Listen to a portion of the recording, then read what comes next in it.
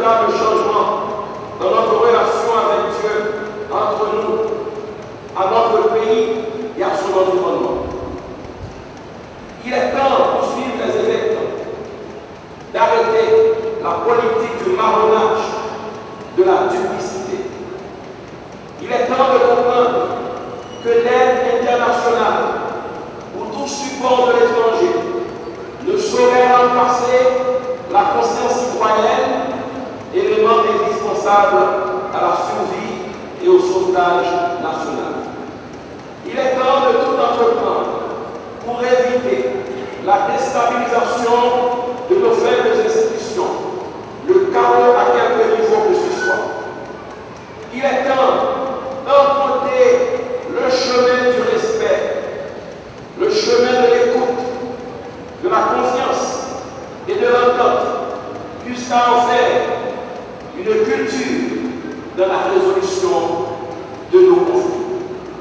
Il est temps de nous dépasser et de nous élever pour ne pas répéter les erreurs du passé et inventer désormais les avenues de lendemain meilleur en cherchant et en trouvant nous-mêmes, haïtiens, haïtiennes, les solutions à nos problèmes. Il est temps de comprendre que la politique est un moyen pour organiser le bien commun en tant que perfection morale et ordonnance matérielle. La politique est la forme la plus haute de la charité, car elle cherche le bien commun, disait le pape François. Frères et sœurs bien-aimés, nous avons la grande tâche de reconstruire notre pays. Et ce sera l'œuvre de tous.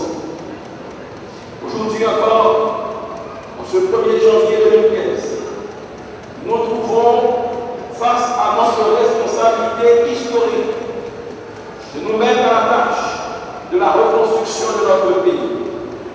Cependant, nous l'avons suffisamment constaté et l'expérience nous a démontré que la reconstruction d'Haïti, son relèvement, n'est pas quelque chose aussi simple.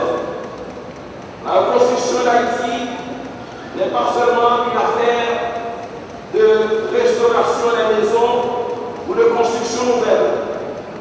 Ce n'est pas une simple remise sur pied de résidences, d'écoles, d'églises, d'hôpitaux, de maisons de commerce et d'autres bâtiments répondant aux normes parasismiques et anticycloniques.